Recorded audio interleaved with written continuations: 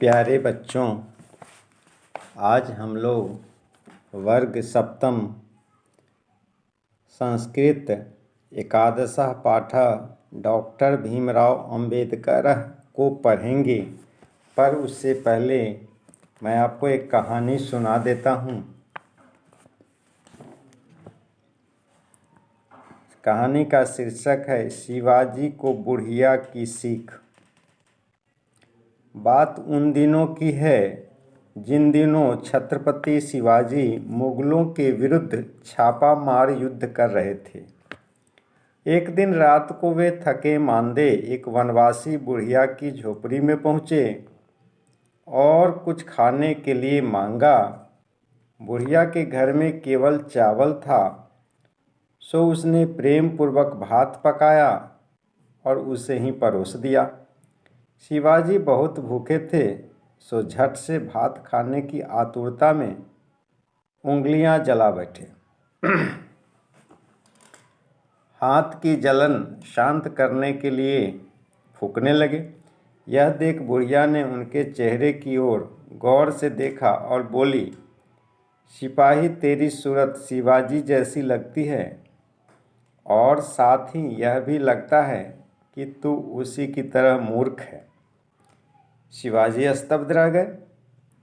उन्हें बुढ़िया से पूछा, भला शिवाजी की मूर्खता तो बताओ और साथ ही मेरी भी। बुढ़िया ने उत्तर दिया, तूने किनारे किनारे से थोड़ा थोड़ा ठंडा भात खाने की अपेक्षा बीच के सारे भात में हाथ डाला और उंगलियां जला ली। यही मूर्खता शिवाजी करता है। वह दूर किनारों पर बसे छोटे छोटे किलों को आसानी से जीतते हुए शक्ति बढ़ाने की अपेक्षा बड़े किलों पर धावा बोलता है और हार जाता है। शिवाजी को अपनी रणनीति की विफलता का कारण विदित हो गया। उन्होंने बुढ़िया की सीख मानी और पहले छोटे लक्ष्य बनाए और उन्हें पूरा करने की रीति नीति अपनाई और इस प्रकार उनकी शक्ति बढ़ी और अंततः वे बड़ी विजय पाने में समर्थ हुए। शुभारंभ हमेशा छोटे छोटे संकल्पों से होता है, तभी बड़े संकल्पों को पूरा करने का आत्मविश्वास जागृत होता है। अतः हम अपना कार्य छोटे छोटे संकल्पों से करें, तभी हमारे बड़े संकल्प पूरे होंगे। इसी कहानी के साथ साथ हम अपने विषय वस्तु पर चलते हैं। वह है संस्कृत पाठ्य पुस्तक वर्ग सप्तम एकादशः पाठः डॉक्टर भीमराव अंबेडकर। इस पाठ में भूतकाल के प्रयोग हुए हैं। लंग लकार का प्रयोग हुआ है। अक्त और अक्तवक्तु आदि का प्रयोग हुए हैं।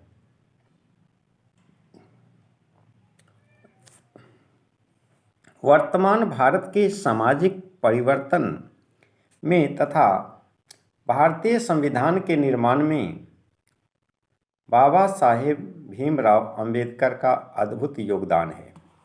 अनेक विश्वविद्यालयों से इनका नाम जुड़ा हुआ है।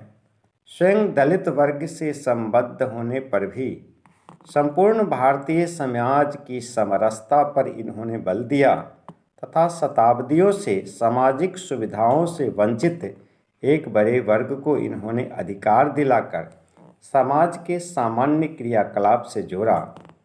इस पाठ में डॉक्टर अंबेडकर का संक्षिप्त जीवन तथा भारतीय राजनीति में इनके योगदान का परिचय दिया गया है, जिसे आप ध्यान से पुस्तक खोल लें और देखें। मध्य प्रदेशस्य महू नाम के नगरे अप्रैल मासस्य 14 दिवसे 1891 ईस्वी वर्षे बाबा साहेब भीमराव अंबेडकर जाता। महारजातौ तस्य जन्म अभवत्। जनतः एव भीमराव मेधावी आसीत्। तस्य प्रारंभिकी शिक्षा रत्नागिरी नगरस्य मराठी विद्यालये सतारा नगरस्य प्रशासनिक विद्यालये च अभवत्।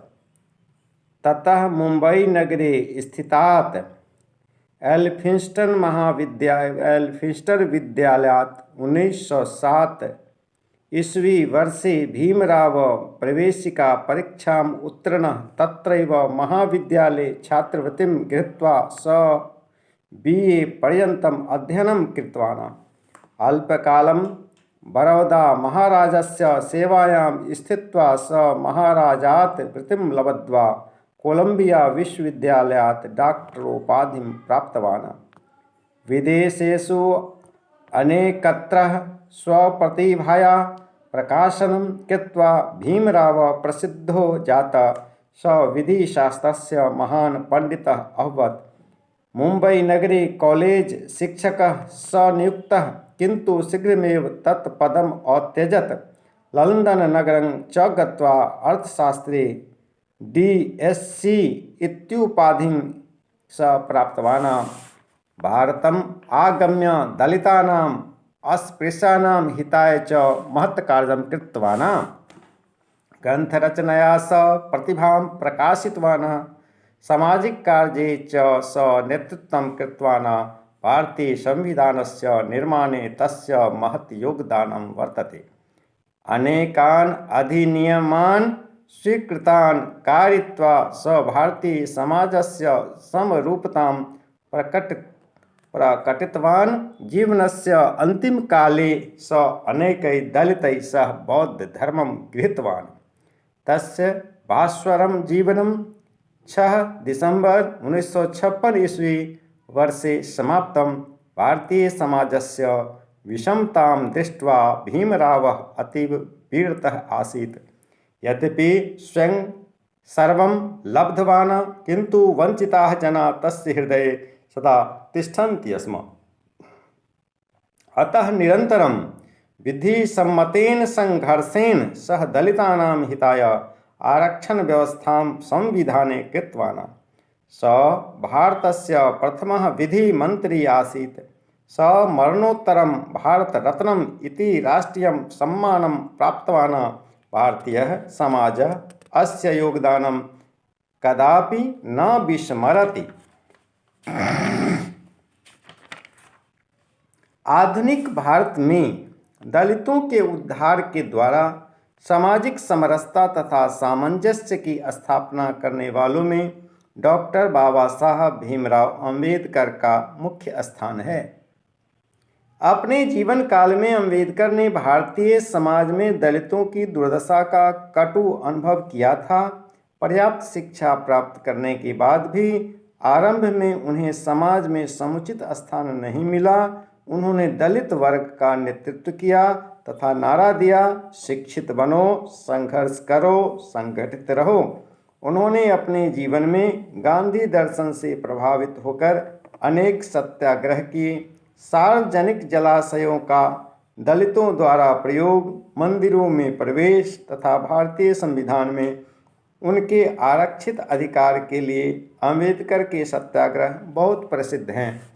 स्वतंत्र भारत में विधि मंत्री के रूप में अंबेडकर ने अपनी समृद्ध भूमिका दी थी।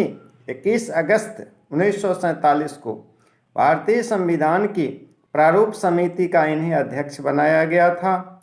अनेक विश्वविद्यालयों में उन्हें डॉक्टर की उपाधि प्रदान की थी। लंदन विश्वविद्यालय ने DSc, कोलंबो श्रीलंका विश्वविद्यालय ने LLD तथा उस्मानिया विश्वविद्यालय ने D.Litt की उपाधि उन्हें दी। ये उपाधियां विद्या के क्षेत्र में श्रेष्ठ मानी जाती हैं। कानून तथा संविधान के विषय में डॉक्टर अंबेडकर अपने युग के श्रेष्ठ विद्वानों में गिने जाते थे। उन्होंने अनेक ग्रंथ लिखे, जैसे भगवान बुद्ध और उनका धर्म, बुद्ध और मार्क्स, धर्म का इतिहास इत्यादि। वे महान वक्ता, राजनीतिज्ञ, समाज सुधारक तथा बहुत बड़े अर्थशास्त्री होने के अतिरिक्त अप्रतिम साहित्यकार एवं भाषाविद भी थे। अंबेडकर के द्वारा किए गए सामाजिक तथा राजनीतिक आंदोलन का आज व्यापक परिणाम भारतीय क्षितिज पर दिखाई पड़ रहा है। दलितों के लिए आरक्षण तथा दलित साहित्य की पृथक विधा उनमें से अन्यतम है। डॉक्टर अंबेडकर को मरणोपरांत भारत रत्न के सम्मान से विभूषित किया गया है। विशेष तत् और एतत् शब्दों का पुल्लिंग प्रथमा एकवचन में शब्दरूप क्रमशः सह और ऐसा होता है। इनके विसर्ग व्यंजन वर्णों के पूर्व लुप्त हो जाते हैं, जैसे स राजा आसीत ऐसा बालकः अस्ति। इस पाठ में सह का कई स्थानों पर स इसी नियम के अनुसार हो गया है। अगला पाठ द्वादशा पाठ है।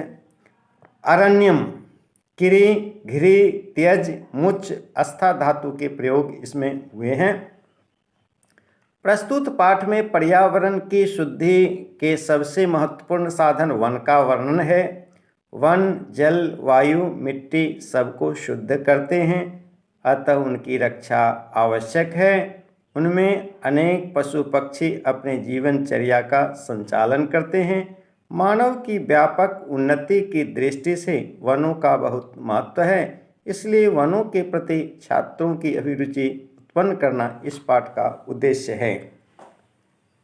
वृक्षाणां समूह अरण्यं वनं वा भवति। अरण्ये प्रकृति संभवा वृक्षाः भवन्ति। तत्र वन्या प्राणिनः निवसन्ति। व्याघ्राः सिंहाः भल्लुकाः वानराः शृगाल प्रभृतयः पशवः अरण्ये एव सहजरूपेण निवसन्ति। अरण्येषु विविधा वनस्पतयः भवन्ति, तेभ्यः फलानि मिलन्ति। अरण्येभ्यः विविधा औषधयश्च मिलन्ति। वनेभ्यः प्राप्तेभ्यः विविधेभ्यः काष्ठेभ्यो जना उपस्कराणां निर्माणं कुर्वन्ति। प्राणिनां प्राणरक्षायै वनम् अत्यावश्यकम् अस्ति। वयम् ऑक्सीजन नामकं प्राणवायुं धारयामः, कार्बन डाइऑक्साइड नामकं दूषितं वायु त्यजामः। वृक्षा दूषितं वायु गृह्णन्ति, स्वच्छं वायु च मुञ्चन्ति। इत्थं वृक्षा परोपकारिणः सन्ति। अधुना संसारे पर्यावरण प्रदूषणं निरन्तरं वर्धमानमस्ति। वायु प्रदूषणात् जनाः रुग्णाः भवन्ति। जीवनोपयोगिनां वस्तूनां मध्ये वायु प्रथमं स्थानमस्ति। वायु विना वयं क्षणमपि न जीवामः। वायु प्रदूषणं नाशितुम् अरण्यम् आवश्यकं। वृक्षा संसारे सततं वर्धमानाम् उष्णतां वारितुं क्षमा।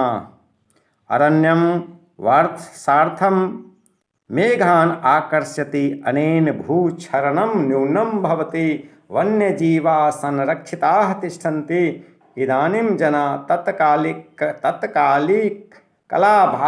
तत्कालिकलाभाय वृक्षाणां छेदनं कुर्वन्ति। निरन्तरं वृक्षाणां कर्तनेन संसारस्य महती हानिः सञ्जाता। यमेव स्थितिः स्यात् तर्हि सर्वं जीवनं प्रदूषणेन कठिनं भविष्यति।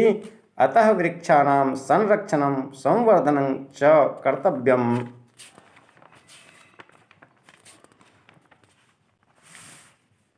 वाटिका घर के पास के फूल आदि के पौधे, उपवनम बाग बगीचा लगाया हुआ जंगल, गांव या नगर के समीप भ्रमण के लिए। वनम जंगल, वृक्षों का समूह, वृक्षों का झुरमुट, वस्तु से दूर, बस्ती से दूर, लेकिन यहाँ बहुत भयानक जीव नहीं होते। अरण्यम नौरम्यम अरण्यम, प्राकृतिक वृक्षों का समूह, यहाँ भयंकर पशु रहते हैं। अरण्यानि महत् अरण्यम, अरण्य से भी सघन घना एवं विस्तृत। संस्कृत शास्त्रों में अग्नि के 3 भेद कहे गए हैं। एक दावाग्नि, दावानल वन की आग को। दूसरा वाडवाग्नि, वडवानल समुद्र के ऊपर चमकने वाली अग्नि को। और जाठराग्नि, जाठराग्नि पेट की आग को। वैश्विक तापन, ग्लोबल वार्मिंग, विश्व के औसत तापमान में वृद्धि को वैश्विक तापमान कहते हैं और इसका मूल कारण हरित गृह गैसों, ग्रीन हाउस गैसेज में वृद्धि होना है। ये गैसें हैं carbon dioxide, chlorofluorocarbon CFC, carbon monoxide इत्यादि। इन गैसों में कार्बन डाइऑक्साइड हमारे वातावरण के ताप को बढ़ाने में महत्वपूर्ण भूमिका निभाती है। कार्बन डाइऑक्साइड की मात्रा बढ़ने का महत्वपूर्ण कारण वनों का विनाश है। पौधे प्रकाश संश्लेषण के दौरान कार्बन डाइऑक्साइड ग्रहण करते हैं और ऑक्सीजन छोड़ते हैं। मानव तथा अन्य प्राणी श्वसन में ऑक्सीजन लेते हैं और कार्बन डाइऑक्साइड छोड़ते हैं, और इसी प्रकार वातावरण में ऑक्सीजन और कार्बन डाइऑक्साइड का संतुलन बना रहता है।